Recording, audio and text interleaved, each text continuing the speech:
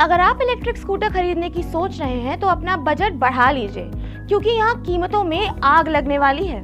क्योंकि सरकार जल्द ही ई स्कूटर बनाने वाली 3 कंपनियों को ब्लैकलिस्ट कर सकती है। इन कंपनियों में देश की दिग्गज e scooter company hero electric भी शामिल है। इसके अलावा इस बाजार की सबसे पुरानी कंपनियों में से एक ओकिनावा और स्टार्टअप कंपनी बेनलिन भी शामिल है। अब इन्हें किसी सरकारी योजना का लाभ नहीं मिलेगा, यानी इनके स्कूटरों की कीमतें बढ़ जाएंगी।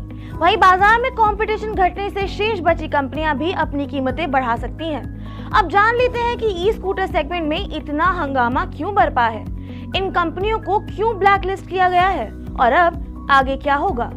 इन कंपनियों पर आरोप है कि ये तीनों गलत तरीके से फेम 2 सब्सिडी का बेनिफिट ले रही थीं।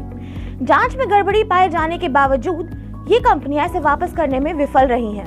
अब माना जा रहा है कि सरकार इन पर रियायत देने को तैयार नहीं है। अब इन 3 कंपनियों को सभी सरकारी स्कीम से ब्लैकलिस्ट किया जा सकता है।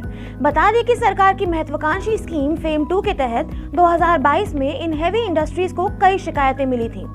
स्कीम के तहत सबसे बड़ी शर्त ये थी कि इन्हें इसके पार्ट्स के लिए देसी सप्लायर्स की सेवाएं लेनी थी, लेकिन सरकार की आंखों में धूल झोंकते हुए इन्होंने चीन से पार्ट मंगाकर स्कूटर में लगाए। इन कंपनियों की इस हरकत से जहां सरकार की मेक इन इंडिया मुहिम धरी की धरी रह गई, वहीं ये कंपनियां सरकार से फेम 2 का लाभ लेकर डबल चपत लगाती रहीं। अंत में सरकार ने 13 कंपनियों की छानबीन की, जिसमें से 6 कंपनियां फेम 2 के नियमों के उल्लंघन करती हुई पाई गई। इसमें Hero Electric, Okinawa Autotech, Benling India energy और टेक्नोलॉजी, एमओ मोबिलिटी, ग्रीव्स इलेक्ट्रिक मोबिलिटी और रिवॉल्ट मोटर्स शामिल हैं। सरकार की सख्त कार्यवाही के बाद झमेले में फंसी 6 कंपनियों ने तो सरकार से लिया फायदा वापस कर दिया। EMO mobility, Greaves electric mobility और रिवॉल्ट मोटर्स ने ये राशि ब्याज के साथ वापस की। कुछ ही महीनों में इन कंपनियों ने पूरा पैसा वापस कर दिया और इन कंपनियों को सरकार से क्लीन चिट मिल गई। लेकिन हीरो इलेक्ट्रिक, ओकिनावा ऑटोटेक और बेनलिन इंडिया ने इंसेंटिव्स वापस नहीं किए हैं। सरकार ने इन्हें चेतावनी भी दी। परिणाम स्वरूप उन्हें फेम 2 योजना से अपंजीकृत कर दिया गया है। अपंजीकृत करने के बाद इन कंपनियों को सरकारी स्कीम के बेनिफिट से डीबोर्ड करना था, जो हीरो इलेक्ट्रिक और बेनलिन के लिए हो गया, और ओकिनावा का मामला क्योंकि कोर्ट में चल रहा था इसलिए उसके साथ नहीं हुआ। सरकार के एक सीनियर अधिकारी ने बताया कि अब अगला कदम इन तीनों कंपनियों को सरकारी स्कीम से ब्लैकलिस्ट करना है।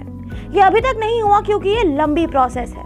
बता दें कि हेवी इंडस्ट्रीज मिनिस्ट्री ने इलेक्ट्रिक मोबिलिटी प्रमोशन स्कीम यानी EMPS को मार्च 2024 में लॉन्च किया था। ये 4 महीने के लिए ही लागू है। इसका बजट 500 करोड़ रुपए है और ईवी को सब्सिडी देने के लिए तैयार की गई है। माना जा रहा है कि नई सरकार के गठन के बाद सरकार फेम 3 योजना को लागू कर सकती है, लेकिन अभी तक इस बारे में कोई घोषणा नहीं हुई है। हमारे YouTube चैनल को जरूर सब्सक्राइब करें। इंस्टेंट नोटिफिकेशन पाने के लिए बेल आइकन को